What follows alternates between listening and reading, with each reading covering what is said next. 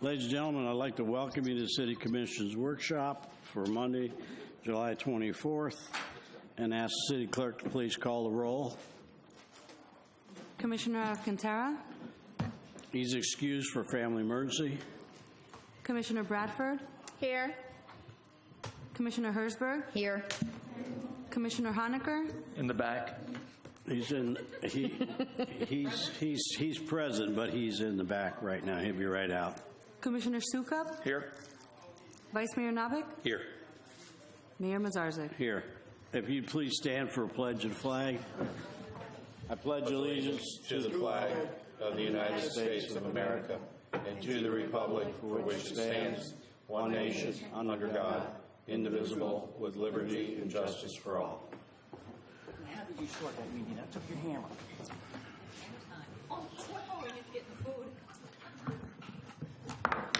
Thank you, Commissioner Honecker. Glad to see you could make it and bring my gavel back. Okay, ladies and gentlemen, tonight we're here for some actions requested by commissioners. The first item of business is discussion of a Government Accountability and Transparency Committee. Commissioner Alcantara requested the matter be placed on an agenda for consideration establishing this committee. Unfortunately, he can't be with us tonight, but he did make some meeting comments that he sent. Has somebody got that available? Clerk has them. Would the city clerk please read that into the record? And this is on item 4A. Jane, below are some of the ideas I want to share for Monday's workshop. Government Accountability and Transparency Committee, GATC, create a board with the same number of members as the commission, giving each commissioner and mayor one appointment, set term limits to 2 years, give the committee power to run investigations into fraud complaints, waive all public records request fees for the committee. However, requests need to be fielded ahead of time by the board, and there must be a consensus on the board to file any public record request. Give the board a proactive element by giving the board discretion into what they look into. The board will make policy and procedural recommendations which shall be placed on the following regular commission meeting agenda by the city manager. The board will work to put forth ideas that makes our government more accountable and transparent to the people. Give the board power to evaluate all city departments once a year is deemed necessary by the majority of the board. The scope of these evaluations include, but are not limited to, requesting public records, asking staff direct questions, shadowing staff, including the city manager but excluding public safety officers, and conducting comparative analysis to other municipalities. The board will also take up issues put forth by the majority of the commission. GATC Budget Oversight Subcommittee. Create new subcommittee under the government. That's item B. I'll have you read that in just a moment. Thank you. My computer's messed up. It's not. All right, commissioners, the computers again, I guess, must be followed up. If you have a question or you want to comment, go ahead, Commissioner Bradford. I read through this, and you know what it described? It described the job of a commissioner. Yes. So to me, I'm not going to have somebody as a individual under me doing what I'm supposed to be doing. The people elected me to be the commissioner, and this is my job. This is what I was elected to do, and I don't need a committee to do what I'm supposed to do. That's how I see it. Okay. Anyone else? I was. That's almost exactly what I was going to say. Was this is the jobs of an elected official, and I'm not going to be undermined by a committee. I'm the elected. We are the elected, and we are charged by the charter to perform a certain job, and to have somebody a committee. We're not ruled by committee. This commission is governed basically by ourselves, following the charter, following the laws of the state of Florida, and I don't think we need a committee to tell us what to do. Thank you. Okay. Mr. Honaker, it's not working, sir. Yeah, identical, and I even wrote it down. I wish Commissioner Alcantara was here. I wish Chris was here, because he said it himself during our budget workshop. It's what we were elected to do. So I wrote that down so I could remind him that this is what we were elected to do, and this fits on both this and the next one, and I'll save that comment for then also. But it's our job to do what the residents elected us to do. They elected us to be their government accountability and transparency person. That's why they elected us. So this is just going to slow down government, just get in the way. Staff does a fine job. We do a good job of reviewing them, talking to the city manager, just the way the charter says it's supposed to work, and it's worked this way for 25 years. So I don't see any reason to have something else to slow the process down for the residents. It takes long enough. You know, they say the wheels of government turn slowly. They do, but it's for a purpose that they turn as slow as they do, and to add another layer to this process does not make any sense to me at all. So I'm against it. Commissioner Sukup or Commissioner Hertzberg, do you have any comments? I agree with the previous comments. It's not that you don't want transparency and oversight and accountability, but adding another layer of this and then having the requirements be such that you're requiring people to have certain backgrounds and so forth, I don't know how we can do that. And then, you know, I mean, I guess we can. I don't know if that poses a problem to require from a non-required board. Like, I understand that you have boards where you're receiving funding from other sources, for example, through planning and development, the AHAC board and stuff like that, that you have, you know, when you're making decisions and you have certain types of people that you're asking. I just can't create another layer here. I just can't. I'm sorry. It's, I agree with what you've said. All right, Commissioner Sukup? Yeah, I sit on the middle of the fence here, and there's reasons why. I agree with what you guys said, that this is technically our job, it's what we're elected to do. But until you sit on the side of when things go wrong, you believe things go wrong, and you try to bring things up, and you make no headway. Because if there was collusion between a group of people, if there were things going on between a certain amount of commissioners up here, the way we have our current policies and procedures, which means if a city attorney takes a hard drive out and you would like to see that investigated, but you can't get any other people up here to say, yeah, although that's something that is a serious red flag across the board, but you can't get it across anybody up here, then I understand. I agree, because there's some things that have gone on in my 2.5 years here that I know we're supposed to be a team, but now I can't put something on the agenda unless there's a majority vote. Everything we're doing is promoting collusion or a group, and if you have a mindset outside of that group, you're powerless. You're powerless. And I know that's this form of government, and it's how it's set up. But there are times where things have been, in my opinion, there's been some errors and mistakes made by things that went up here. And I'm all for accountability. I'm all for transparency. I don't know exactly what he's trying to pitch here. I'm so torn when you read it and hear it and then knowing what you want. But if you guys are going to make it where this commission majority is going to control what goes on the agenda. See, you can control anything you want from up here as long as there's 4 of you. And until you're on the other end of that, when you're passionate about something, you think there's some wrongdoing going on, and you're not hearing it from other people, and you're like, all you got to do is just look in. When you're just asking for an investigation, literally just asking for an investigation, and you do not get it, I believe this would solve some of those issues.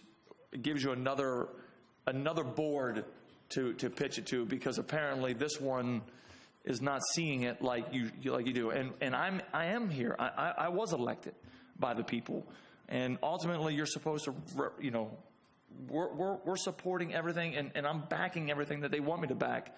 And sometimes you can't get that through this commission. So there are major issues. I believe I would back that, but I can hear right now it's going to go nowhere. But that's why I go back to when you guys talk about it takes a majority to put something on the agenda. You just taken away and made me want something like this, because now I can't put anything on the agenda. I need a board, but now you're taking the board away. That's where I'm sitting down here saying, so now you basically, if this commission chooses to, they can stymie anybody at any time, and that's my problem, because you have the power to shut us up. And if there's something that we really think is wrong, I can't bring it forward. I really can't bring it forward because I don't have a majority vote. So The only thing that I would correct in that, Commissioner Sukup, is you're part of this commission. You are we. No, but you're not. You are we. You're we. Even I've been on the losing end of the stick. Everybody up here has been on the losing end of the stick. You are part of we. You are part of this commission. You will very seldom see me. If anyone brings anything forward to discuss, I'm going to say, let's discuss it. Look, if Mitch has something that he wants to discuss, and it's that important to him, I believe we owe it to him to hear it. But what we've done is taken that power out of us. Because if I want to discuss a hard drive issue, I can't. There's nothing I can do because you guys don't want to hear me out. You guys already said, well, present the facts and do all this other stuff. Well, I can't even present the facts if I don't get it on an agenda. So we just got to make up our mind. And until you're on the other end of this, and we're not talking a normal issue here. We're talking to me, I think, major issues that we should have looked into that we never did. Until you're on the losing end of that, you guys don't understand. It might not be a big deal to you, but we might have more information than you guys have. But you're never going to hear it. What's that? Who's we? I'm saying me. No, you said we. Who's we? I got people who sit out here every day who bring you information, okay, and say, hey, look, I got issues, I got concerns, and then I bring those forward, right? Because I represent the people. I say, guys, I would like to put this on the agenda. 4 of you guys say no. Boom! It is dead in the water now. It's dead in the water. Where if there was a committee or a transparency, I could go to my representative and say, hey, see if you guys can look into this and get it done. That is why I believe if we didn't just cut ourselves off, because that's what we just did. When you start making policy and procedures where you can't put stuff on the agenda, which, by the way, I've checked with other cities, that's unheard of. Okay, we are setting precedent right now by blocking each other. But no matter what I want to bring forth, if I don't get majority, we're not discussing this. We're not discussing it. And we are then we're promoting an atmosphere of collusion. That's all we're doing. So that's my concern. All right. Commissioner Bradford, do you have any comments to make?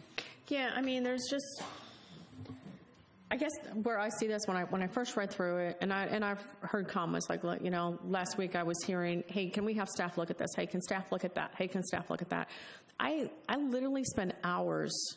I don't have a Sunday anymore. I go to church, and the rest of my Saturdays and my weekend is reading and researching. There is barely ever a weekend. And that's because I'm doing research. And I could very easily just call Jane and say, hey, can you have staff evaluate this? Can you have staff give me an update on this? But it takes time. And, you know, from what you're saying is, you know, yeah, we do need to finish updating our policies and procedures. I think that's important. And I hope that we do have that, you know, bringing this out is probably a good thing because we do need to be more as a team. You know, I give you, for instance, I mean, I believe last week and even a couple weeks ago, I was one that voted against something and I totally lost. But, you know, at that point, that's when I said, all right, you know what? My rest of my commissioners said, I want this, so I'm going to support it. That's how it is. I may not agree with it. I fought my best battle, and I gave the best that I could, but that doesn't mean that I'm going to give up and just say, oh, it's okay, I was right. Well, obviously, if I have, 4 or 5 of you against me, then I got to give it an opportunity. I haven't been on the other stick other than, losing a couple battles, but we do need to continue to work as a team. 100%, but I don't think having somebody, think about it this way, the way he's talking about this, that means I've got somebody assigned to me, Chris has somebody assigned to him, or Commissioner Navich has, everybody's got somebody assigned to him, right? So your fear is it's the same vote. Your fear is it's going to be the same vote down there. So it's going to be the same thing, because guess what? This person's going to influence their person. So to me, there's zero difference here than another layer that the people now didn't vote for. Well, and that's why I go back to, you as a commissioner should be allowed to put anything you want on as an agenda item as long as you give enough time and research. We spoke about it before. Hey, look, well, present it to us. Let us know what's going on. I just can't sit up here. We're forced then in commissioner comments to try to get everything out because we won't discuss something. So I'm assuming with this, he's seeing that we're going to get blocked off as a commission, no matter what it is, whether it's, uninsured or unlicensed contractors. Maybe that's a big deal to you, but it's not to us. Or whatever it is down the road. I'm saying if you want to discuss something and you want to put something on the agenda, you should be allowed to. That would create or fix a lot of the issues that we're having because we're being squashed. Like, you can't say anything. You're forced to do it in a commissioner comments, and then they're ending up going to, 11:30 at night. So I don't think this is the right fix. But I understand why this is coming out because of the regulation of what I'm voting. I'm one of 7 people up here, but I was elected. And we are fighting the public's battles. And we should, I don't care what it is, you should hear each other out. It should be allowed to be placed on the agenda and presented in a calm, normal way to educate people. And then after that education process, if you say, well, I don't care about it, it's not a big deal, then you move on. Then you had the opportunity to air it out, to bring it. I can't talk to you guys outside of these meetings. So that's why I agree that it's broken, guys. It's broken.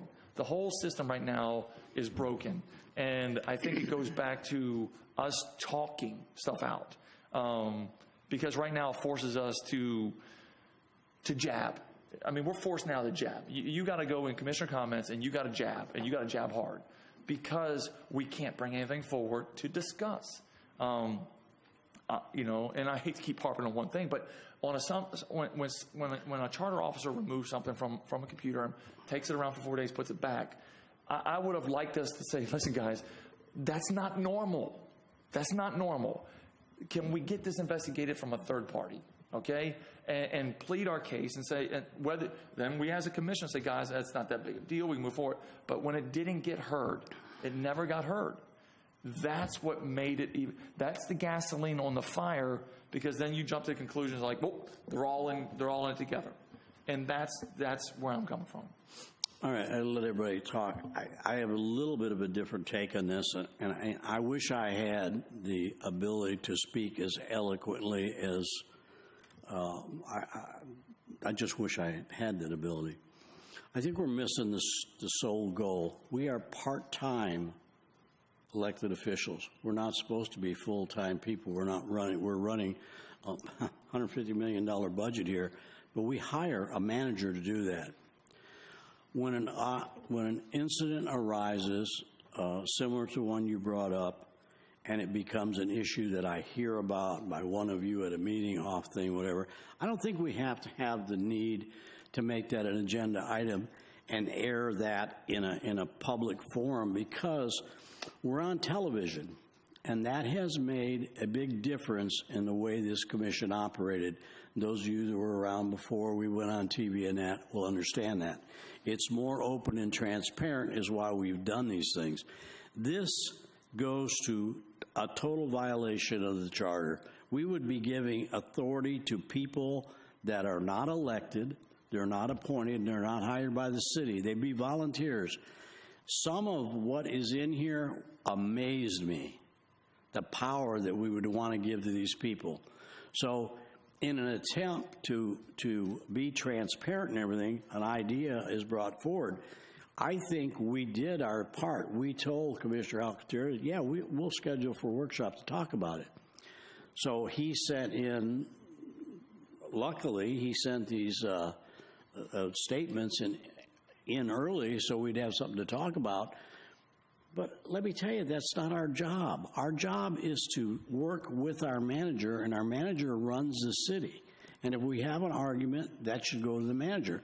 When I research an issue, when I hear of an issue that's bad, I started to say before, I investigate it based on the information I can get. As Anita said, over the weekend, whatever, I talk to the manager. That's what we're supposed to do. We're governed by rules and laws. This corporation says we're run by Robert's rules. Robert's rules very clearly states that the majority rules. And if the majority, you may not like it, and I know it's aggravating if you're on the wrong side of them, and I may be on the wrong side of some before the night's out. But I'm going to go with what it says, and Robert's rules is very clear. The primary tenet of Robert's rules is when you lose, you suck it up and you work with the body until you can change the opinion of others on it by other actions that happen or just in general discussion. But you just summed it up right there. But you have to be able to get it heard. And if you can't get it heard, then it takes you... If there's not a number of people that want to address the issue, unfortunately, that's the law. That's it. So you can't just bring what you want here and make an issue of it and us talk about when four more of us don't want to. But, for instance, what if your issues involve a charter officer or the city manager? Exactly. So then who do you go to? There's nobody you can go to. We are the deciding body. But that's my point. We are the so let's say body. I got a problem right now and I want to bring it forward. I say, guys, I want to bring forward this, okay?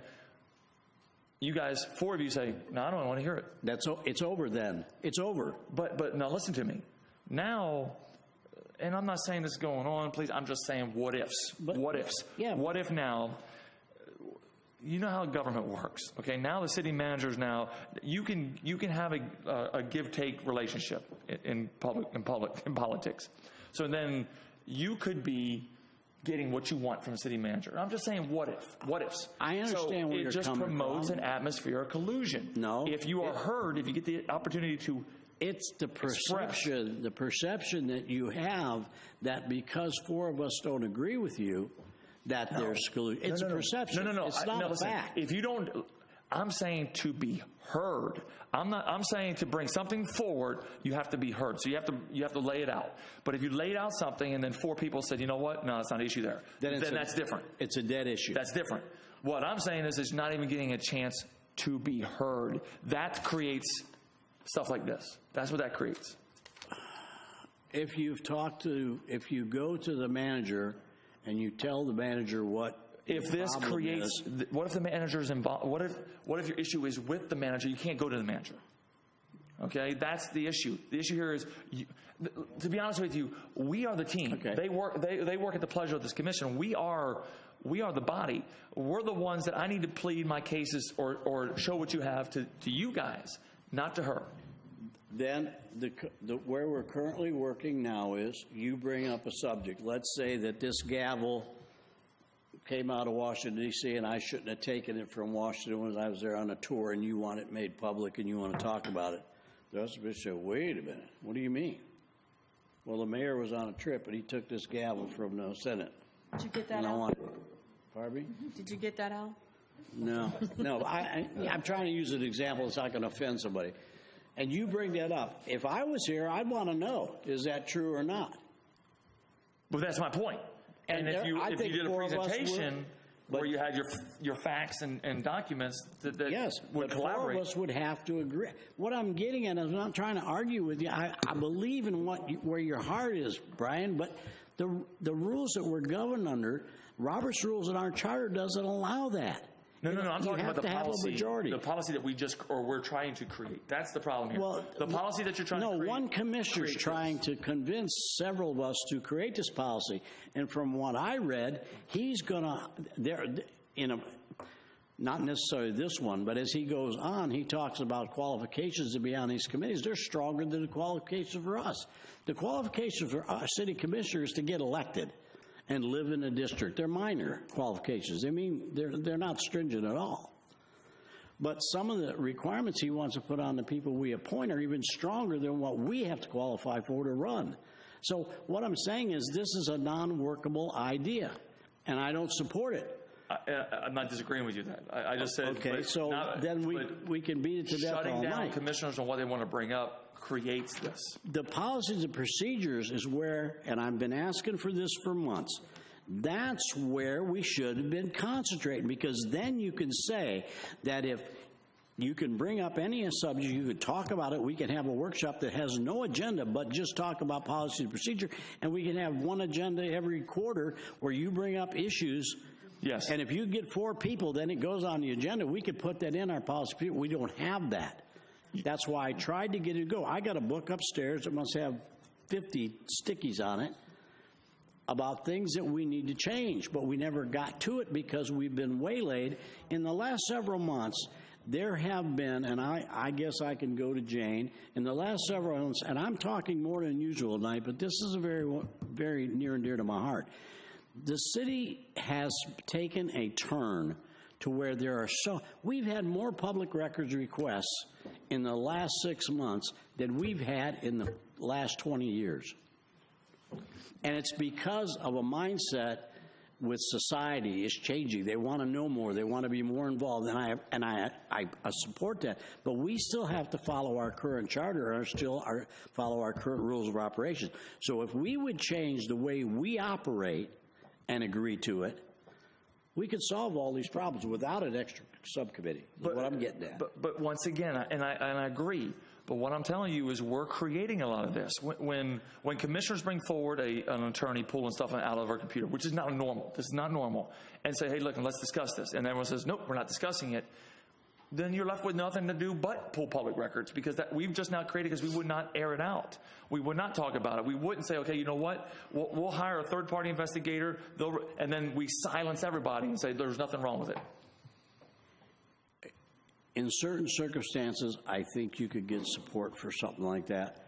We have stressed our staff, and I'm talking about citywide, to the point where it's starting to really cause problems. Our staff doesn't know day to day what we could pull up or what requests we could make. I mean, there's public records requests been done on me personally, and on many of the other ones here. I think on all of us. And, pardon me? I think they've been done on all of us. I'm saying on all of us. I said, and the rest of us, what value would that be?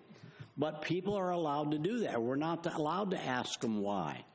It's just we have to get back to working as a team and following the rules. And if you don't like the rules, then we have the right to change them.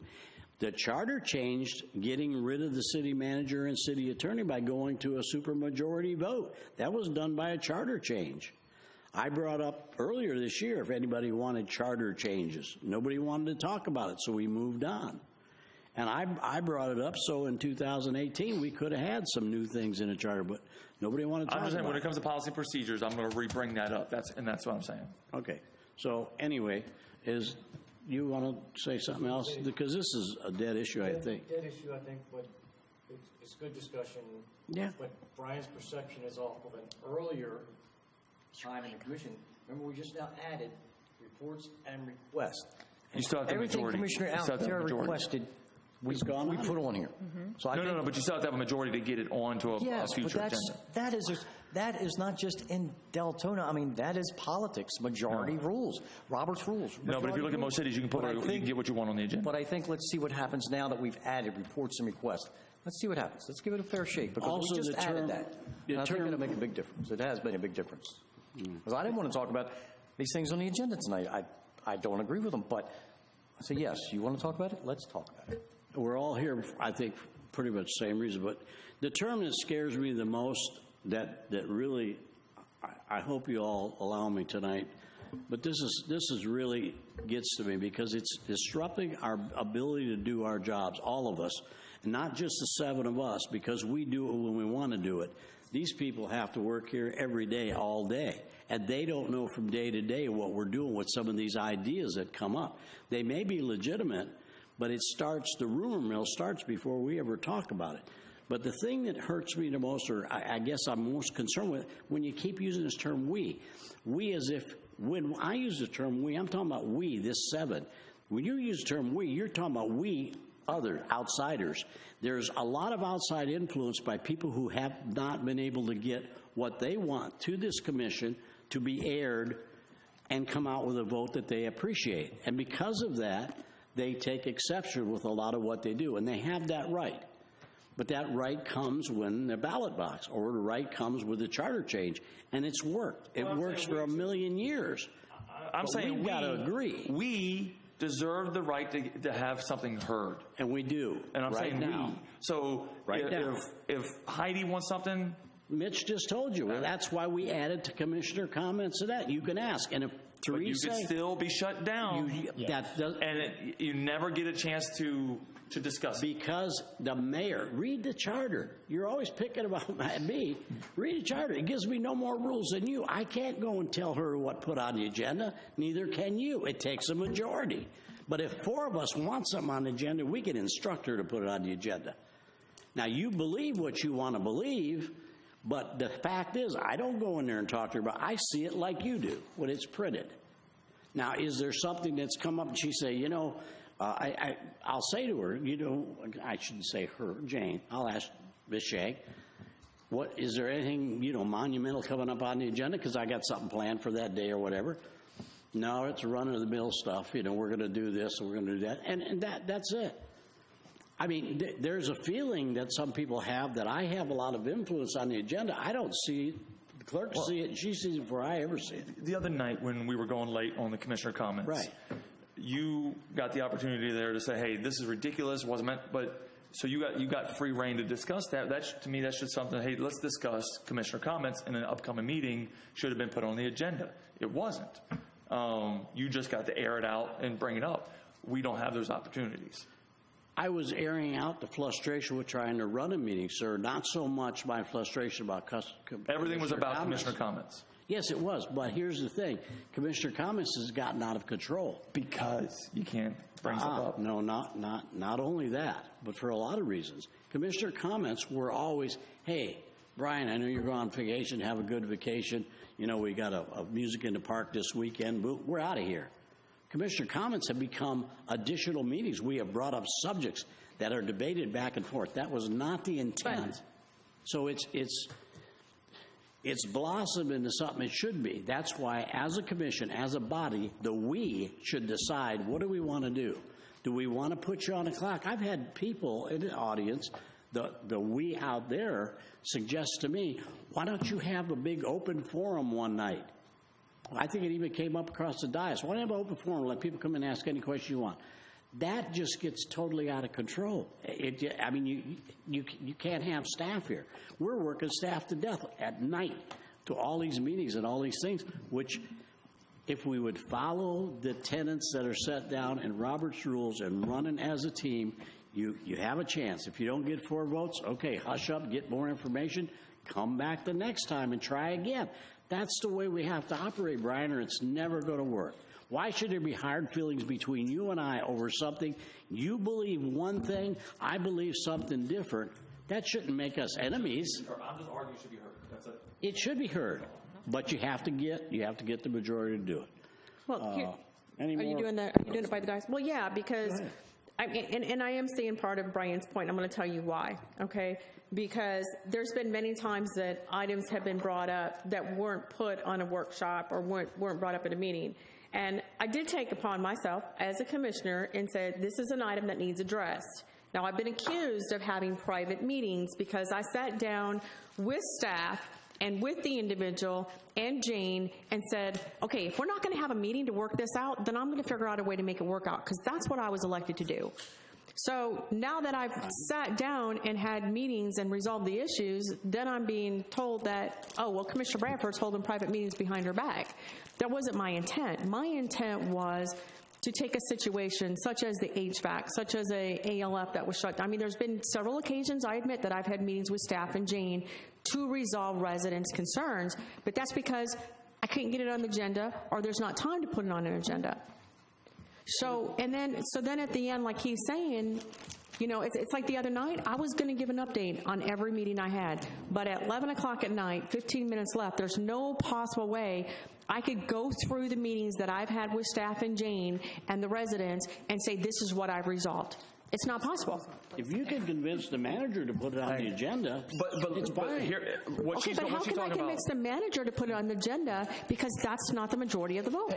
Anita, prime example tonight. Tonight, we're talking about fireworks, okay? Fireworks came up after. I had already asked for a workshop on the SHIP money. I mean, not SHIP money, ECHO, right? We all agreed, ECHO. Fireworks makes it on there before ECHO. That's the concern, is I asked for ECHO 2 months ago. I thought you, okay, I'm just telling you right now, because we don't get a chance to do it, this is fun. You know what I thought you meant by ECHO? You want to talk to the county. Because that was their question. Okay, I have the minutes as we repulled them, but more of the story, I said, I would like to discuss the ECHO money, where it's going, and how we're being, and we all said, okay, great, put it on a workshop agenda. And it's still not on there yet. Yet fireworks is. Wait. And no offense, I mean, it's a workshop. It was discussed, it was directed we would discuss ESCO as part of the budget process. And I raised that during the budget process. No. Yes. Listen. But you got, it was a report. workshop. It was supposed to make it on a workshop agenda where we can talk about ECHO money and where it's going, how everything gets.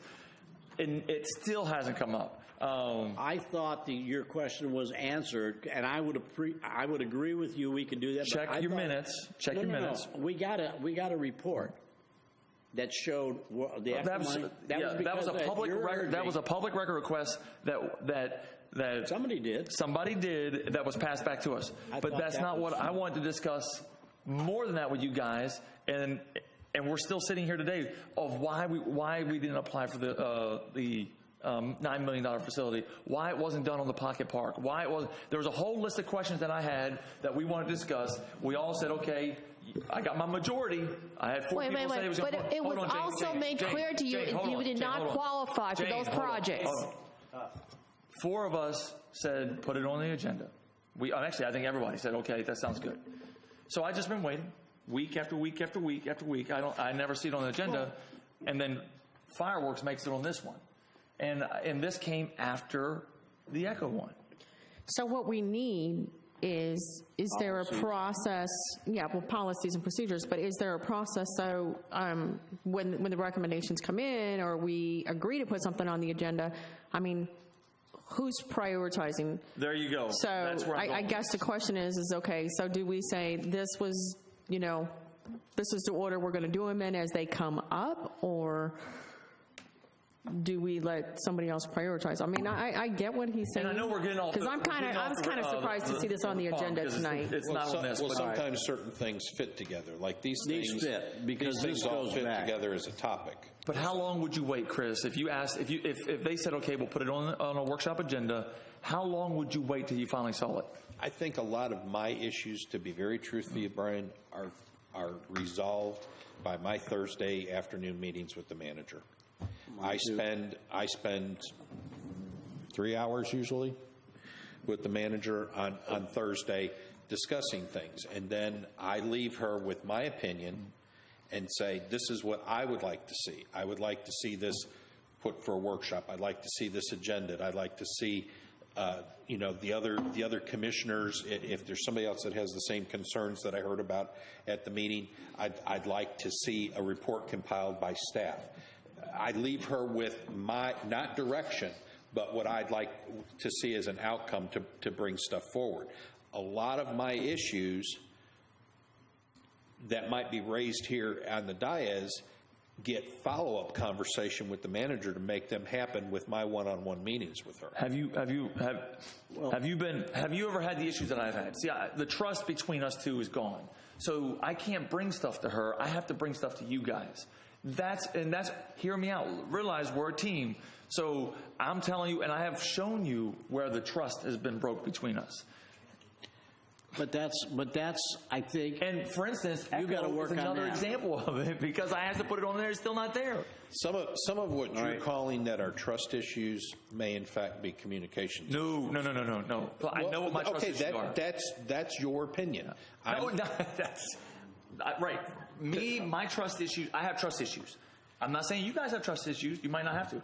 I have trust issues. I can't do it the same way you do it. So I have to use the methods that we have in place. Well, and that's what I'm saying. Then That's where it's you failing. need, all right, let's stop this. You need to help us get a system. I think it's a general consensus, this system's not the one we want. We need to get a system. Do we have a list of workshop? I don't know that, but that's what I was getting at next. Maybe as things come up and there's a consensus or a workshop, we put them on a list and then we prioritize and go down the line. Or as they come up, they get top priority. Or if you get one a quarter to bring up. Not we, the manager's got to prioritize that stuff because some of it involves staff time. But the initial discussion, so, okay, there is no consensus to move forward with this then at all? Mayor, can I just make a comment? Yeah. One quick comment on this, the reason why. When I look at this and I say, one of the bullet points, give the committee power to run investigations into fraud complaints. Who pays for that? And also give the board power to evaluate all city departments once a year if deemed necessary by the majority of the board. The scope of these evaluations include but are not limited to requesting public records, asking staff direct questions, shadowing staff, including the city manager but excluding public safety officers, and conducting comparative analysis to other municipalities. That takes a whole life of its own. That's a charter violation. And I just can't support it for those reasons. I can't support that. If we were to approve it, it'd be against the city charter, so I'm not going to be a party to it. Is there public participation on this? Yes, I'm going to do that. Is there any other discussion? Is there? There's only one public. Do you want us to add anything to this? Well, Al's here too. All right. Your name and phone number, or address. Phone number. Name and address. Address, I'm sorry. Troy Shimkus, I'm at Winterville Street here in Deltona. I'll just say, I really enjoyed the discussion you guys are having up there. It seems to be very lively and somewhat functional. I hear some tidbits of agreement of where you guys might want to move forward on some form of what was proposed in some way. I'll just say from a public perspective, I think having conversations with many people out here and Commissioner Alcantara as well on this specific issue, the public seems to have a feeling like we don't know, and that's kind of what Commissioner Sukup had said, we don't know where to go when we have an issue. If we feel that you people, that's the wrong term, I'm sorry.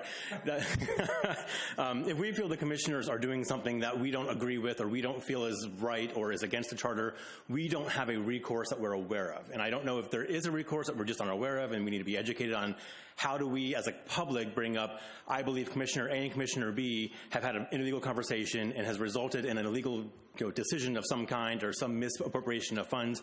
Where does the public get a chance to move forward on that kind of thing? I think is kind of part of that. They file charges. They file charges against them. That's illegal. That's simple. Yeah, but nobody knows. I wouldn't know what to do. I think that's, yeah. They have the right to come here and ask the commission. They'd like to direct a statement. But you have to understand in our thing on TV that we're guilty right away when a comment's made. So it still gets back to what we have to do, and their feeling, if they had an open dialogue with the commission that agreed on matters, those matters would be put to rest because we'd get the information, feed it to them, and it'd be done. Most complaints that I receive individually, not collectively where they write to all the commissioners, but if I get a call, I do what I got to do in a few minutes, and I get Jane to, can I go to this department and get this, and 99% of them are solved right away. Well, I would suggest then, it's just if they have this feeling, where did they get the information? Well, that's I would then suggest if we could produce some kind of informational piece of material to instruct the public, if you have a concern of this nature, here's how you address it. But I would also just echo that on some level, I think you mentioned there's a new section of your agenda for putting things on the agenda, I guess. I would strongly suggest we take advantage of that and follow the, I guess, traditional Robert's rules where anything can go on the agenda without a majority vote. It doesn't matter if Commissioner wants to put it on an agenda, it can be on there. It fails to come back to an agenda if it is not passed or not seconded or the motion does not resolve. That's when it doesn't go back on the agenda. I do think that commissioners have a obligation, I will say, to put anything on the agenda that they feel needs to be on the agenda. So The charter doesn't allow, but thanks for your comments. Okay, all right, so as far as number A, it will not be considered to move forward with any discussion. Item number B is a discussion of budget oversight. Another committee that Mr. Alcantara would like to have done, and if you want to read his comments now. GATC Budget Oversight Subcommittee. Create subcommittee under the Government Accountability and Transparency Committee with the same number of members as a commission, giving each commissioner and mayor one appointment. Set term limits to 2 years. The subcommittee will be asked with reviewing proposed budgets and making recommendations to the commission on said budgets. Public record fees would also be waived, but only on budget or finance-related requests. Allow subcommittee members to sit in on department budget meetings with the power to only seek clarification on items being presented, not to charge or influence outcomes in budget meetings. Any influence the subcommittee wishes to have shall be done by way of the subcommittee's recommendations to the commission during budget workshops and regular commission meetings. Projects for which the city has expensed money can also be researched by the subcommittee to ensure the tax dollars are being expensed efficiently. Qualifications to serve on the board shall include a background in finance, accounting, business, public administration, math, computer science, statistics, management, or related field. Respectfully, Christopher Manuel Alcantara. All right, similar to the first one, it's a committee that I feel is totally against the charter. The city manager manages the city, and that oversight, that involvement in the day-to-day operations of staff would be, I guess Jane could speak to it, but it's us, the commission has to speak. The commission is the... We're the oversight. The commission is the budget oversight committee, and as far as the public's input, I think that's what we're trying to do with these forums. And then when we have budget hearings, we have these budget workshops. That's the public's opportunity to come in and comment on what's being proposed in the budget. Again, the committee would be a very limited, select group of people appointed by each individual commissioner. So basically ditto from item A. Okay. Commissioner Honaker? Thank you, Mayor. And as I said, Commissioner Alcantara's one comment, what we were elected to do, and then we were talking during the budget workshop, and Commissioner Sukup said, and we were talking about the budget review, and he said, it is our job. So I wrote it down. It's our job. Everything he's got in there is the thing that the residents elected us to do. So, and to add another layer, I just can't see doing that. Plus, we have an external audit team that comes in every year. And our rating with Fitch, what is now, is it A, double A, whatever? I mean, we're doing a great job. The city and the staff are doing a great job of not only developing the budget every year, but managing the budget every year. So it's our job, as Commissioner Sukup said. And this just, I don't see the sense to it. I'm against it. Okay. Me? Go ahead, yeah. Thank you. I feel the same way as the last committee, and I just would like to say the whole thing, I understand wanting to bring up these issues, and I understand wanting oversight and accountability, but what's going on in the city of Deltona at this point is far beyond. It is, the atmosphere now is not only looking for not good things, but looking for bad things, going back 5 years, 10 years, just going back and seeing what errors were made in the city, if any errors were made, looking for fraud, looking for dubious activity, And then on top of it, trying to say that staff is doing a bad job and vilifying certain staff members over and over again in certain departments. And I understand accountability. I understand oversight. I understand wanting to have your questions asked. But I don't understand retracting this city back to what it was 10 years ago and trying to retract and go back to a time when maybe we were not as successful in terms of working together as we were maybe a year ago. I just don't understand the purpose of what's going on with the city of Deltona right now. I don't understand it. I don't understand the mentality. I totally get if you have questions, if you have issues. When I first got elected, I did the same thing you did, Commissioner Bradford. Spent time researching. I spent hours with Mr. Klinger and Mr. Denny going over the budget to understand how things worked, what funds were what. And the same thing with ECHO. Read over the application. I agree, we should have a workshop on it. The reason a lot of our projects don't qualify is they don't meet the minimum standards that we have there. But I just don't understand the constant barrage of negativity of what is that projecting for the city. Look at our audit. Look at what the agencies have done. Look at our audit letter. Look at our CAFR. There are so many ways that this city has eyes on it from Tallahassee, from other agencies, across the board. If we get into financial trouble, we're going to get a letter long before if there's sketchy things going on. And I almost feel like that's a purpose. The sole purpose now is to find something wrong. That's just what I feel the atmosphere is. And what that plays on staff, it worries me that it's going to end up like the city of Port Orange several years ago, where key staff members, everyone started leaving because it's an unbearable work atmosphere. And for those people that are not doing a good job and have issues, yes, there's something needs to be done, as in any organization. But I'm sad the way this city is going right now. I'm just sad for me. I thought we were past this. So, thank you, Mayor. Okay. Commissioner Sukup, you go. Yeah, and I mean, you can go back and hear a lot of the stuff I just said on the first thing. I feel the same way about this thing. The only thing is we do live in the world of technology. And there are programs out where the city could air. I mean, we could put our budget online. We could put monthly updates, and the public could see it. That stuff is out there right now, where you don't need a committee, because shoot, you could go right online and see where every penny is going. I think maybe in lieu of this, I think maybe we should do that, because there are programs that do that.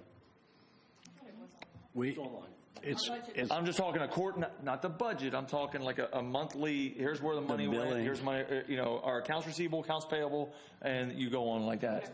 You want a balance sheet and a profit and loss. Isn't that on there? Okay. You want a balance sheet and profit and loss. Okay. I mean, I'm just saying. I don't need to hear them. I'm just telling you that's what I would think in lieu of this. He doesn't want you to comment, but I understand what you're saying. But I'd rather have Bob, because she's had too much to drink. I'm trying to finish up with his comment. Stay up there. I'm sorry. I'm kidding. Camille and Bob, hold on a second, but he didn't want to hear from you. I don't need to hear it. I'm just saying in lieu of this, that's what I would. What currently is available to the public right now if they want to look at our financial? That's what I think we're getting down to. Every CAFR is online. Every budget is online. Right. He's talking like a monthly or quarterly. I'm talking about a monthly. Like profit and loss or balance sheet. Right now, I don't think we put any of those online. That's what the public. When I talk to people, that's what they're wanting to see. He wants to see. They do have it in another city, and I can't. There remember. are a couple cities. I've looked where they actually put their billing. And we bill. What do we pay bills every 2 weeks? I guess it is something like that. They put those on there. Yeah, we did that for several years. We had like no hits at all. Yeah, nobody ever looked at hits. But we're in a different. This is a different age of technology. Well, we're having technical issues right now, but I would caution you on periodic financial statements can be very confusing and very hard to understand in government. It's not about that. It's just about, here, guys, here, look, there it is. We're not hiding anything. There it is. Commissioner, like Why I said, do we think did we do it, are hiding and anything? the other This is city what did. I want to know. What happened was it generated a slew of questions from a few people. And I mean, there were a slew of questions. And it burdened staff to the point where if you had a specific goal, but it looks like, we use the term trolling, it's a fishing term, but some people are just trolling for information, looking to find fault. Our staff does an excellent job of backing up everything, checking everything, and balancing everything and all. And so if you knew exactly what they wanted, it'd be easy to answer the questions. And we could put it online. Like I said, it was before. But I'm just saying, there's a transparency that you're looking for, and it gives that. Then you don't need a committee because you got 90,000 committee members.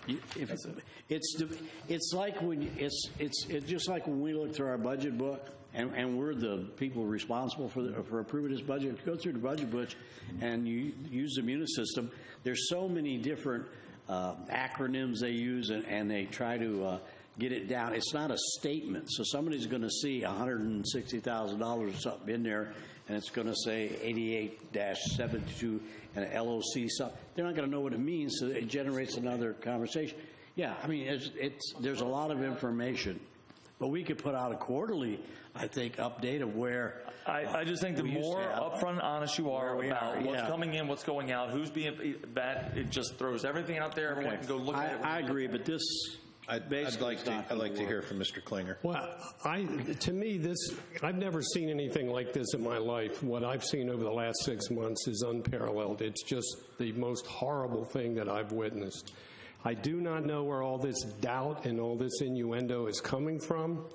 I don't know what else we can do to be more transparent, but it seems to me this has devolved into being about people when it should be about a system. If you don't have the right employees in City Hall, you need to get rid of them and get the right employees. If you don't have the right commissioners, you need to get rid of them and get the right commissioners. The system is not broken. All right, it's, you know what comes to mind to me is probable cause. Where is all this coming from? Well, I would jump to the point of when I'm a resident here, 30-year resident in Deltona. I pay my taxes. My kids are here. My family, my in-law, everybody. When you have $180 million in debt, and that's what we have here is $180 million in debt, you start asking questions. Okay, how did we get here? Where are we going? How do we recover? There's a lot of questions, and I believe a taxpayer in the city, if they choose, which I very few people probably ever would, but the more we're in an information world now. The more information you put out there to give them proves your point. Look, here you go. We're not hiding nothing. There you go. It's for you. I have answered questions over the years, dozens and dozens and hundreds of questions. I love answering questions. I love talking about the debt and explaining it.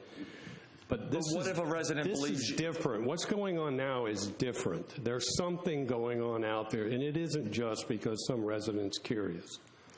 It's gotten very destructive, I think. Once again, you can eliminate a lot of this if there was more transparency, and that's all. And there are programs out right now that a lot of cities are moving to. I know of one right now that I've already had a conversation with the guy that they're already providing. I'm just saying maybe we look at something. Okay, but we're really addressing this here tonight. Absolutely anything, but you got to be careful you don't get accused of burying people in detail too. Yeah, you've got to make information that's digestible and understandable. We get a 500 to 800 page agenda. I know what we're talking about. And that's this is a fun workshop. That's part of the problem is, and I'll just go back. There's a gentleman who participates in most of our meetings. He's not here today. He raised under public comment, he talked at the last commission meeting about the 3%, the homestead, and the tax and the adjusted value, and he couldn't have been more incorrect.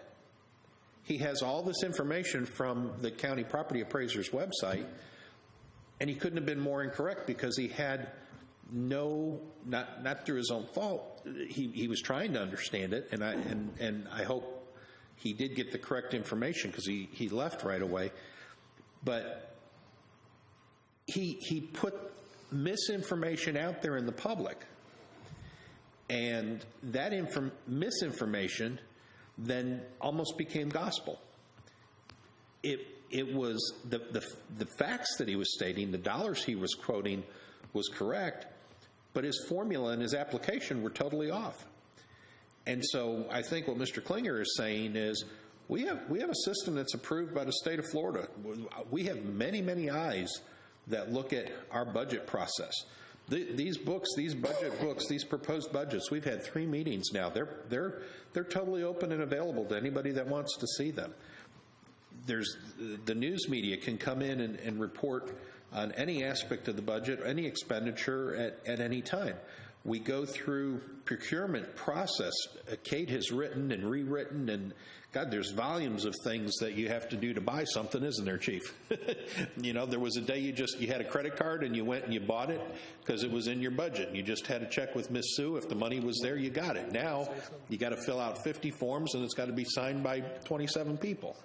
Commissioner, let me I'm sorry. I was going to go to her when you. So, I understand what you're saying, Brian, about transparency, but we are very transparent. We're very transparent.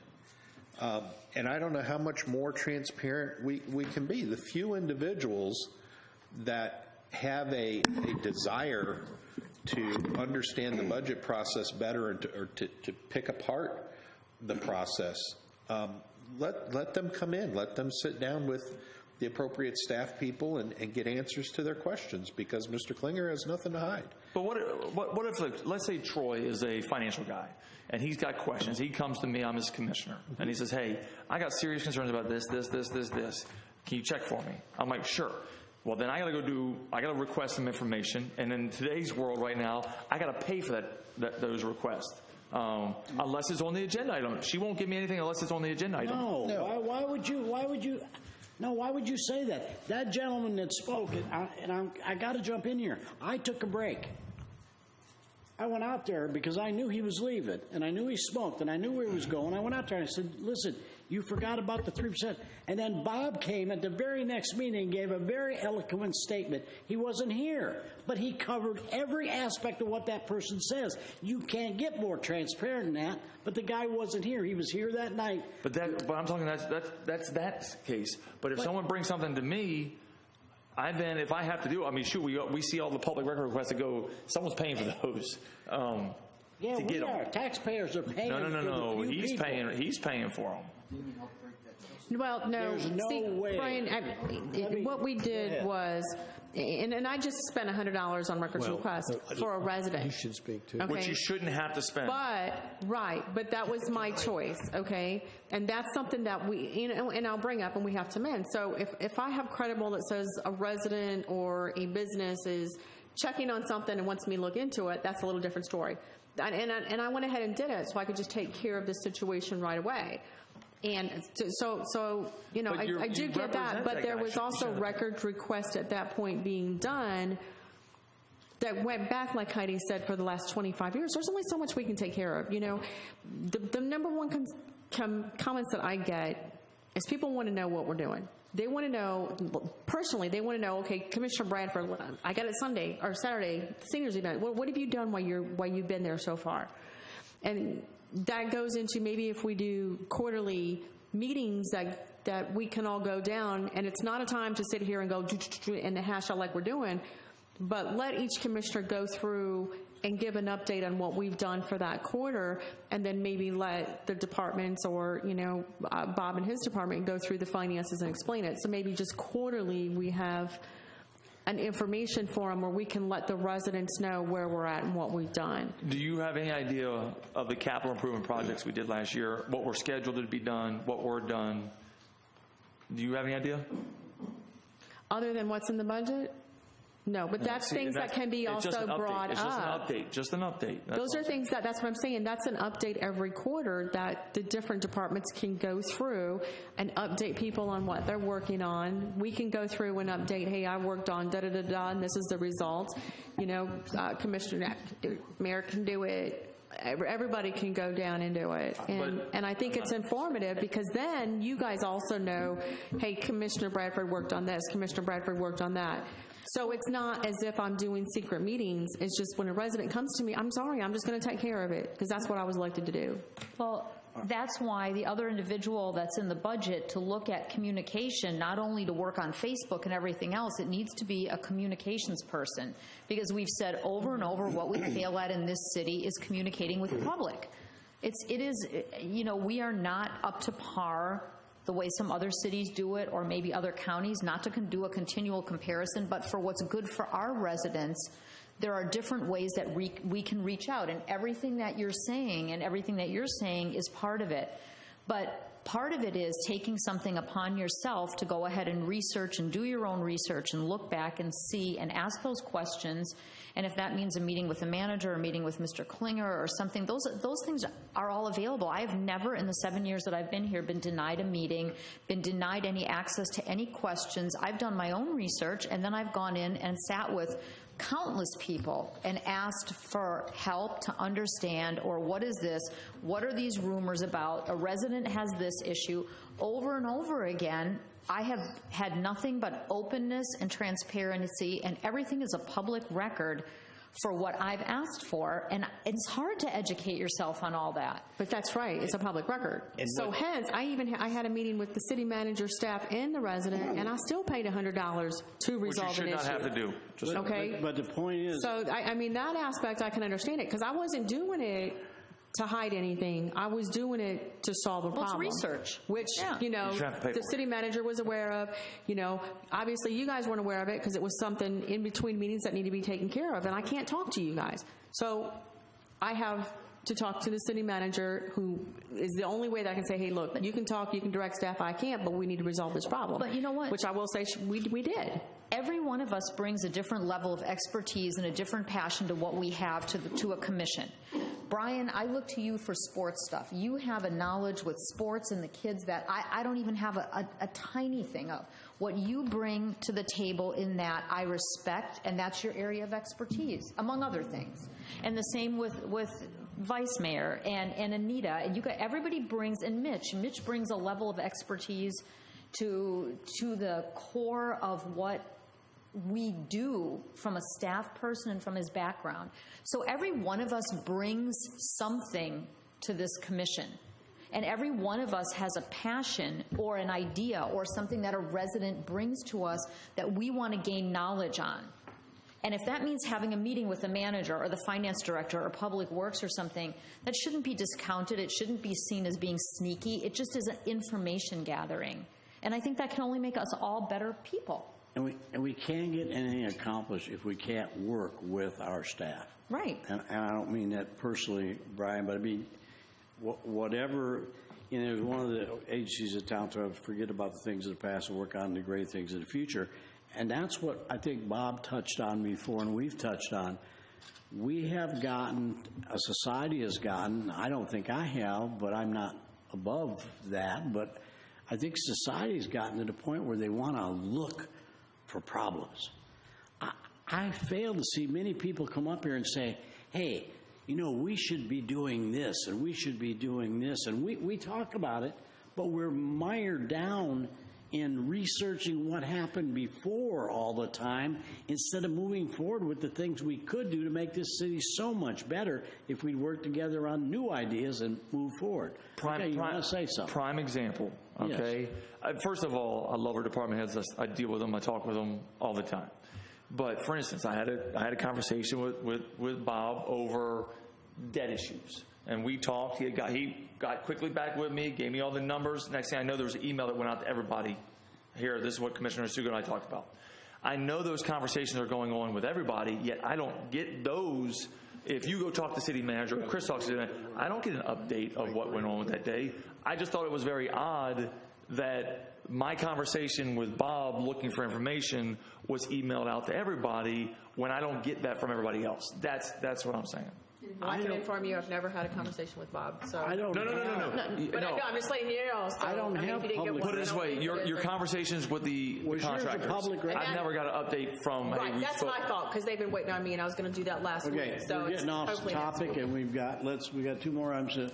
Generally speaking, though, this has been good, but generally speaking, we're not for a budget oversight committee. Is that the feeling of everybody? Correct. Mayor, So Mayor, Mr. can I Alcantara, make can one you tell- last comment? Just real quick. Real quick, sir. Every commissioner up there has an open invitation to come to my office anytime they want. That extends to citizens and residents. Just give Jane the courtesy of running it through her. We love talking about what we do. Anytime. And Bob, I've been in your office 100 times when I've had a simple question. We said within 5 minutes we're done, I'm gone, right? I mean, We love it. Everybody likes talking about what they do. and Camille helps me with computer stuff and my giraffe. So other than that, thank you all for sitting up there for that time. All right, is there any public comment concerning this? This issue is similar. Okay, we'll close public hearing, move on. Discussion, Board Adjustment Appeals. This is item number 4C. Vice Mayor Novick wants to have establishment of Board of Adjustments and Appeals. Thank you, Sir, Mayor. you have the floor. Thank you. The Board of Adjustment and Appeals is really outlined in both the building code and the fire code for the state of Florida, and it serves 2 purposes. One purpose is that if there is a conflict between the building official and the fire official, it provides a board for them to remedy that disagreement. Internal? Internal. Distribution. Internal. So the building official says this has to be X, and the fire official says it has to be Y, and they both have an argument. And typically, the more restrictive one is what prevails, but sometimes you need a mediator, and in this case, that's the Board of Adjustment and Appeals. The second is when a decision is made by either the fire official or the building official, and the owner / contractor or developer disagrees. Outside people. Outside people. Okay. They disagree with the interpretation of the code that's been made by the building or the fire official, and they then would grieve that with the Board of Adjustment and Appeals. Ask for a hearing. And ask for a hearing, and they would cite their case, and that's why both in the building code and the fire code, it specifies. You're dropping stuff, Camille. Camille, stuff's falling all over. Okay, go ahead.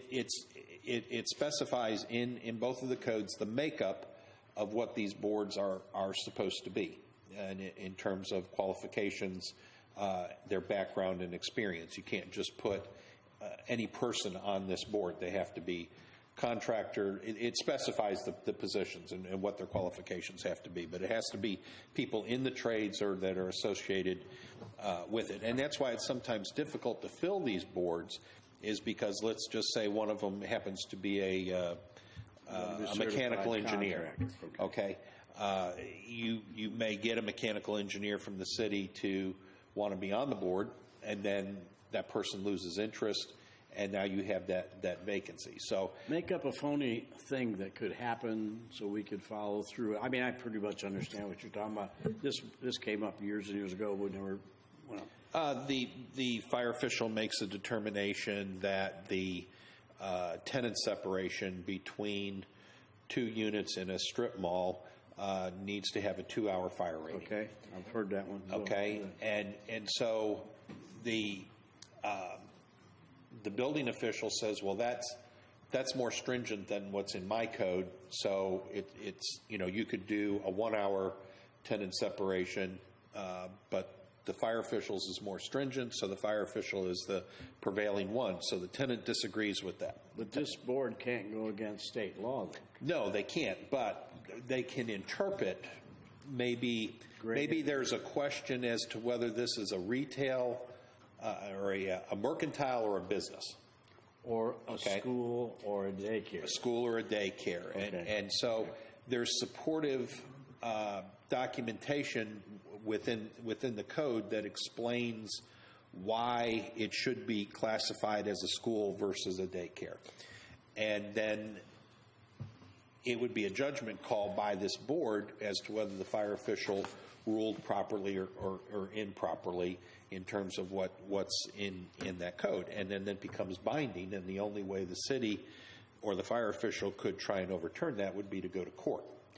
But it would be binding upon them. So I support your request to look into it, so what do we have to do next? I mean, Well, this one makes I've got, I'm yeah, gonna and let I've you got talk. questions, though. I mean, Yeah, but I'm saying we'd have to look into the ramifications. well, of setting and the that's board my up. concern, too, is because now are we taking complete responsibility if it was supposed to be the other way, you know?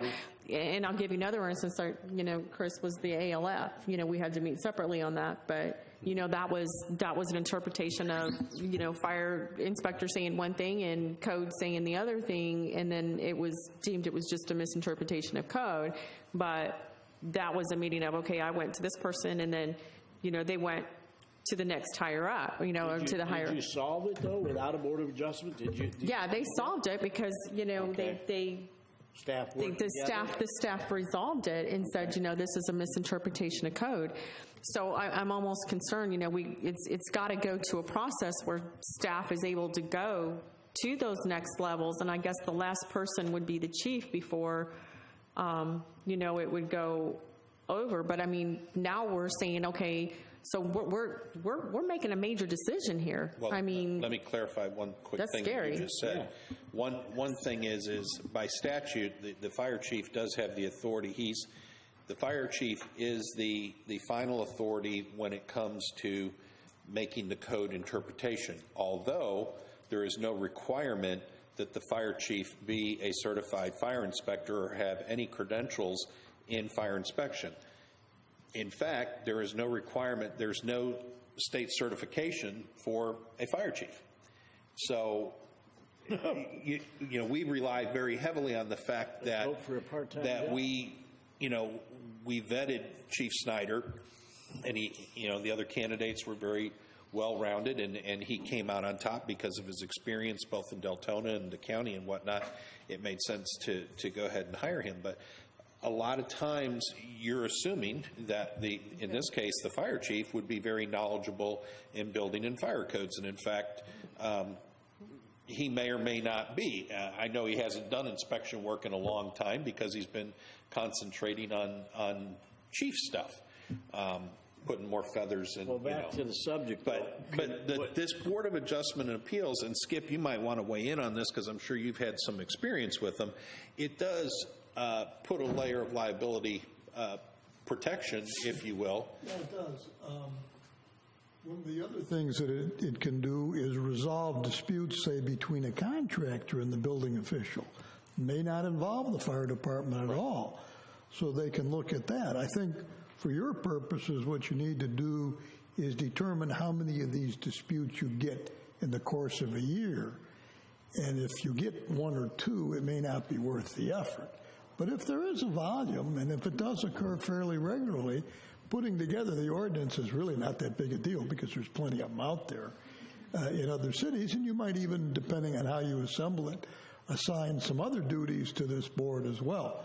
But, you know, if you need it, it's not very hard to do, and they can resolve issues that either between departments or within a department. And would only be called into service when there was an appeal registered, right? Right. Well, depending on what other duties you might assign. So there might be other issues that they could address. I think everybody's familiar with Charlie Sino and his role in the code side. This would be similar in that, but the role is different. Yeah. And Commissioner Sukup, go ahead. Well, the one thing Skip just said is how many times this would come up in the need. That's the first thing. Second of all, outfitting it with qualified people, I believe, would be very difficult. I mean, we already, come on, how many boards do we have right now that we struggle for qualified people to be on those? This would one that would have to be extremely qualified people. And I think that's why, to me, it makes it almost impossible. And that's just me. I understand why. For instance, just what we just went through. But I just, once again, we're adding another layer, I guess my question, I guess Chris, you just touched it a little bit, but if there's a dispute between the building official and the fire inspector, who wins? Wouldn't it be the building inspector since he interprets the code? And No, that's why they're two separate entities. They both statutorily are equal. Okay, next question. Do we have to have a fire inspector here in the city, or can the state provide it? You have to have a fire inspector by statute. You can contract with another jurisdiction, but you have to have a fire inspector that represents the city of Deltona. For arson, fires. Because in talking to the people that I talk to, and I know we're all going to, the fire inspector is an issue in the city. And that's why everyone says, well, you don't even need it. You could outsource it. You can get rid of it. But the system we have right now is an issue. Now I'm going off sidebar, but that's another. Is that the same as the arson? Is that the same as the arson inspector? No. Two separate. I just know they keep telling that and I don't know enough. I just know they said we don't need our own fire inspectors, and that's stopping some business development. Can we agree to get a copy of the bylaws of a Board of Adjustment? Yeah, not hard at all. I'll get it for you. You'll have it next week. We can look more into it. I mean, I'm not opposed to looking into it. I just believe it's going to be almost impossible to outfit with qualified people. I'd like to, for at least read a copy of it, see what the experience is and who qualifies. You may be right. It may be almost impossible to find people that are working for a living that are licensed. Who are willing to volunteer to do that, right? Well, again, because they don't meet very often, you may not have as difficult time as finding them. The other thing I was going to suggest is, Skip, I don't know. I believe the statute says they have to be local, but I don't know if that extends to the county. The ones I've always dealt with have been residents in other cities, and typically you see them in cities where there's multi-story development and a lot of commercial type of development where these issues present themselves. They're not as common in single-family development. That's why I think it would be tough. Okay, we may want to find out after we review that information if there is another jurisdiction that we can piggyback. For instance, if Volusia County has a Board of Adjustment and Appeals, maybe we could enter into an interlocal agreement with Volusia County, or even something as broad as a Central Florida group. All right, well, let's do that. So can we agree then that we'll get a copy of one and what the qualifications are in that? Just for a read purpose, you don't have to adjust it. No, I got it there. And then also, if you would, Jane, I don't know if this is possible even, but it might be good food for thought if we look at this later. See how many complaints we really have like this. Internally, I guess the guys will work them out, or somebody will quit or shoot the other one or whatever else. But I'm saying internally they'll work it out. But how many do we actually have outside other than just a complaint? I mean, adjustments and appeals to decisions are different. How many of those do we have versus just regular people complaining? Okay, so then we'll move on. No, I'd like to make a comment. Okay, go ahead. I would like to also look into this, and I sent this at one point to someone, I don't remember who, if it was the manager or the attorney, a board of adjustment and appeals that also encompasses code enforcement appeals. And but it's not like the special magistrate, it's different. And I will be happy to resend this information to Skip. And it's another city does this up north, and they have a board of housing appeals and code enforcement appeals. And what you do is it gives you a broader, it's a different thing than actually just going to the special magistrate. So can I send that information to you? Surely. Would you send it to all of us? But the people who are qualified to serve on what he's talking about aren't going to want to do code enforcement. Well, now there are boards like that, Board of Zoning Appeals, BZA they call it. And typically they will hear your your applications for variances. And those decisions in many cities, not all, but in many cities, are not appealable to the commission. If you don't like it, you go to court. But they can also hear that board could also hear those kind of cases.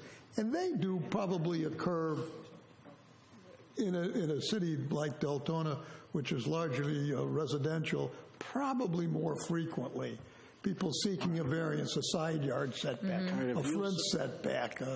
Isn't that You'll send that to isn't Skip, that then Skip can kinda send what- it out to Yeah, him. we Isn't take that a kinda look what at that P&Z as does, well. though? Well, and the reason I say that is because if we're really looking at what we're going to do with the city and try to clean up some of the blight and everything else that goes on here, you have chronic violators. We've had over and over the people that have come in and talked about these, in neighborhoods, certain people again and again. What's the board going to do? Well, and you have people that are going to say, hey, that's not right for me. At least they can come, it's not fair, you can go ahead and appeal it. I don't know if it'll work or not, but I'll be happy to send this Get the out and information. see. Let's look at it. Okay. Let's look at it.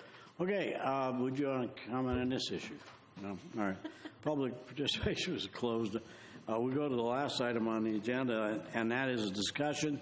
And this one, you're going to have to bring us up to date too, boss, because I don't know what this is all about. Temporary Citizens Advisory Committee. This grew out of the, I'll be very frank, this grew out of Pat Northey's complaints, persistent complaints about illegal fireworks being shot off in the city at 4th of July, New Year's, and other times.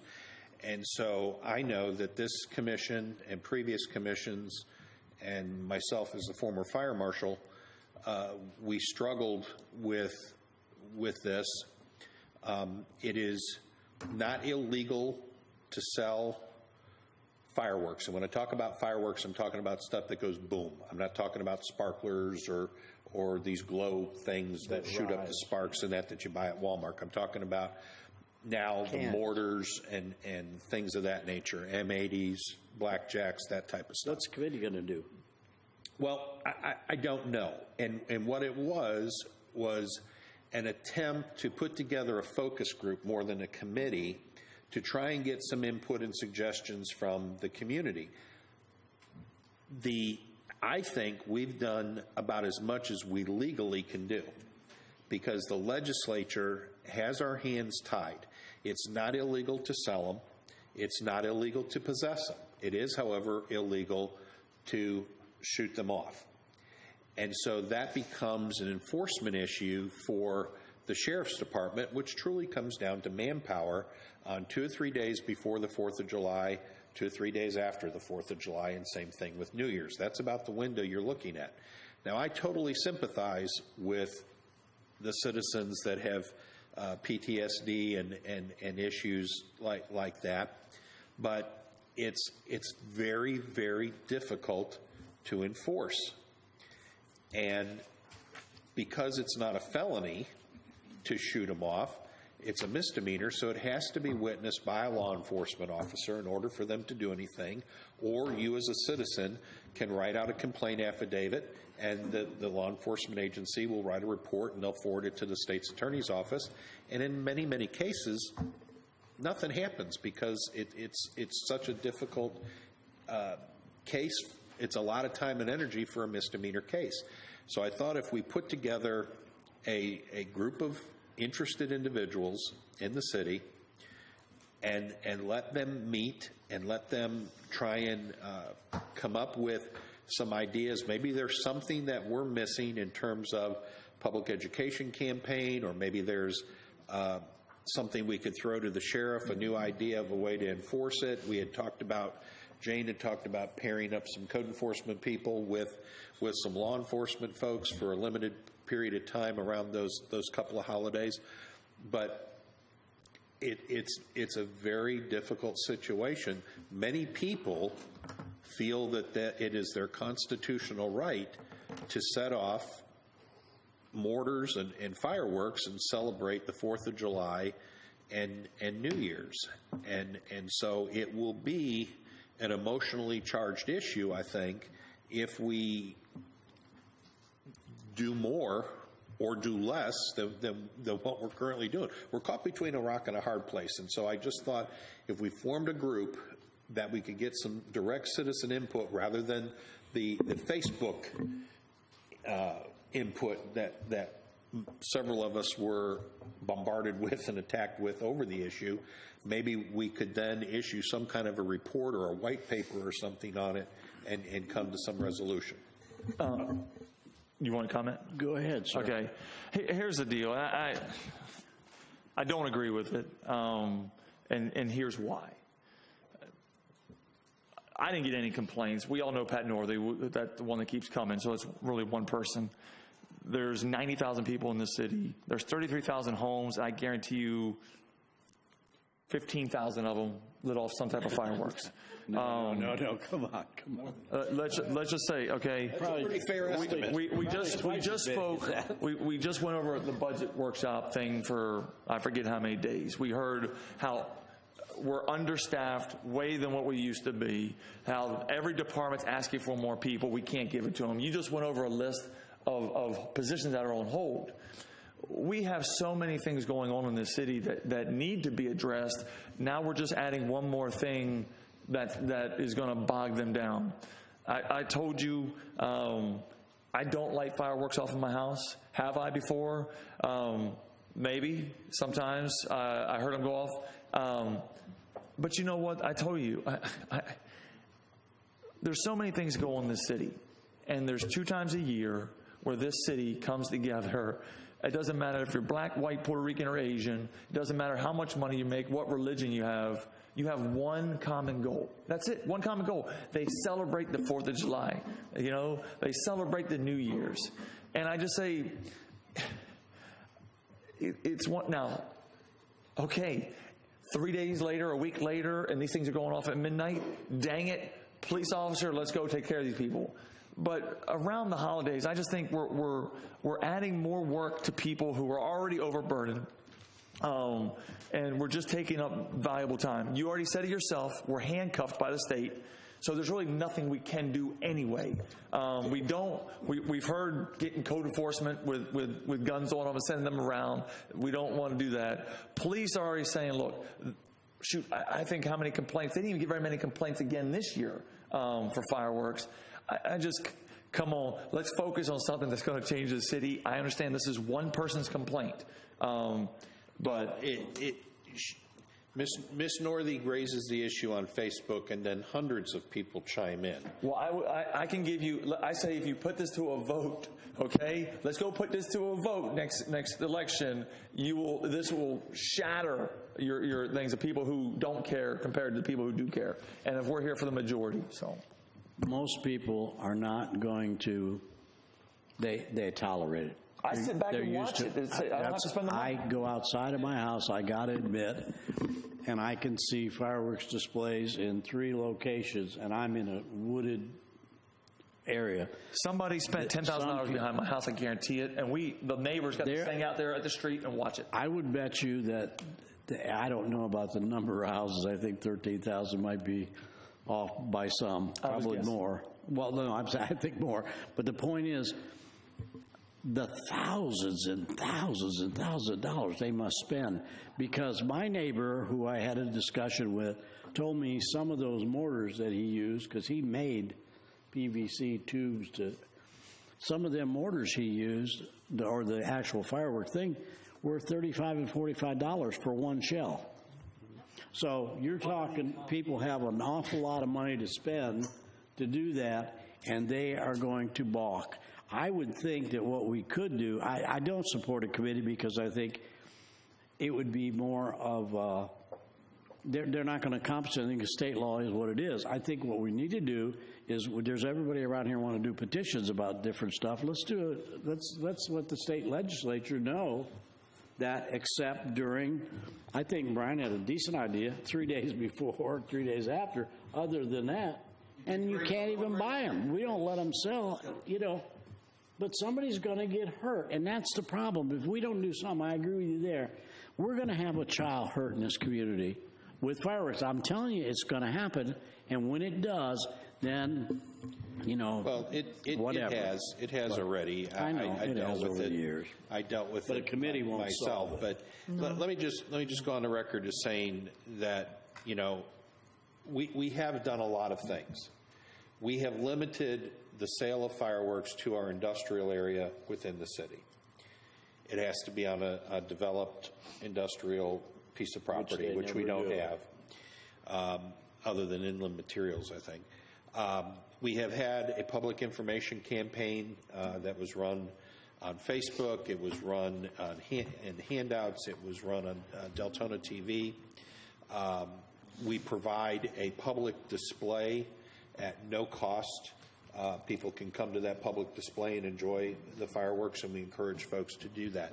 So we've done many of the things that are within our power to deter the general public from using fireworks. And so outside of that, I'm at a loss really of what else we can do unless you allocate some resources to going around and selecting 0.5% of trying to get off the streets of Deltona what is actually out there. And I don't think that's a Choose your battles. I don't Choose your think battles. it's a good use of law enforcement's time. Now, as a former fire official, that sounds very bad for me to say that, but I really think that it lies with the legislature, and unless there's a change in Tallahassee, we really are pretty powerless. I don't support a committee, but I support somebody. Maybe Ms. Northey will lead a push on a petition to the legislature. Did, when Ms. Nordy was county council, did she put a push through to stop the fireworks at that level? Not that I'm aware of. I'm just curious to see Yeah. what they, if she tried anything at that level and what she came up It's brought up against. almost every year, and nothing ever So, happens. does law enforcement have any ideas on, what can be done? I mean, I literally clean fireworks off the top of my house, the top of my pool screen, the front of my yard. Gotta catch 'em. I literally went inside because it got to the point where it was, I was told you it went gotta from actually- wow to don't burn my pool screen. So, I get it, but like Brian said, it's almost like, okay, I got to go inside and close my eyes because it's going to happen. We can't, we are celebrating, this is what we have to remember. Why are these fireworks happening? We are celebrating our independence. This is our Independence Day in America. And you know what? I am not taking that away from my Some residents. are pyromaniacs that just like to be. You know what? Yeah, and they just happen to enjoy it. But, it's Again, Independence Day. I sympathize, and the reason I brought it forward was for those folks, those veterans particularly, that have PTSD, and it's very difficult for them, and it's very difficult for many pet owners as well. Oh, yeah. So I have to Animals go crazy. medicate my dog on that evening. But I said I'd bring it forward. I kind of You did. had a feel of where it was going to go, but at least I can say I brought it forward. Okay. Comments? I think this one's dead, but go ahead. I do agree with you on maybe we can I think a petition or a resolution from the city commission if you want to, but because it says in Florida statute 79107, a municipality, county, or other unit of local government may not adopt an ordinance, rule, regulation, or other laws after March 8, 2007, which directly prohibits or directly interferes, it says the safety standards established by the or to purchase, sell, use, or possess consumer fireworks in this state. We can't do it, but we could.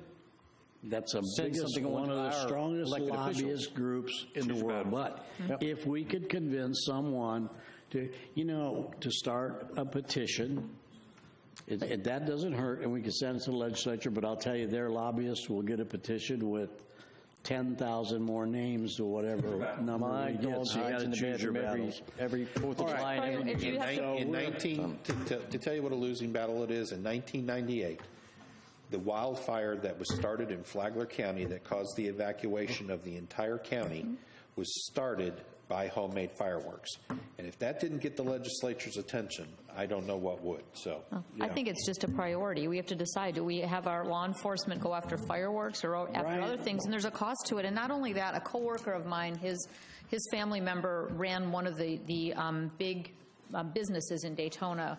And when I asked him some questions, and the amount of money, you guys, is staggering. Oh, yeah. And the amount of fireworks sold there is just unbelievable. We're not the only city to deal with this. The county deals with it. Every municipality has it. It's not only us.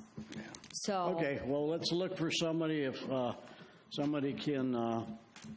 I think our social media deal that we talked about before might be another way to start, just telling people we're doing all we can, but the state legislature, here's his name, phone number, address, state senator, state representative, contact them.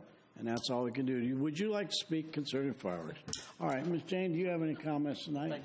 Yes, I want to reiterate, I have an open door policy. If any commissioner wants to meet with me, I just make an appointment with Sandy. Unfortunately, my schedule usually does not work for just dropping by unexpected.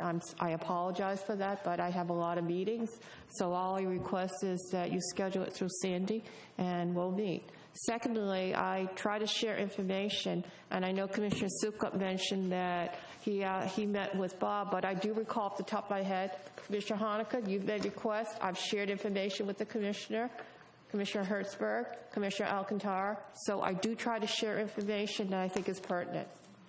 It was a good meeting tonight, guys. Now, I have one, I guess the chair's right.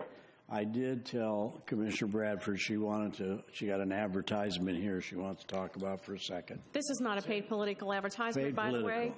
So I just want to invite everybody, if you notice, T-shirt, A2J is this weekend. New Hope Baptist Church is actually having a youth explosion for our children. It is going to be fabulous concerts and weekends for them. So anybody who has kids, you want to take them out there, register them. Friday night, they're having a concert from 6 to 9. Tell them what the ATC means. I would if I could remember. I was trying to remember that. I know, he's going to kill me. Sorry, Pastor. No, it's something to Jesus. All together to Jesus or something like that? Yeah. Okay. I'm sorry, Pastor. ATG all together. Go ahead. It's A2J. A2J. Okay, A2J. A2J. And I should know this, I do, but it'll come to me when I leave here. But you can register your kids. There's Friday, Saturday, Sunday. I'm telling you, last time these kids went there, they had so much fun. The stuff, the workshops, the information they walk away with is incredible.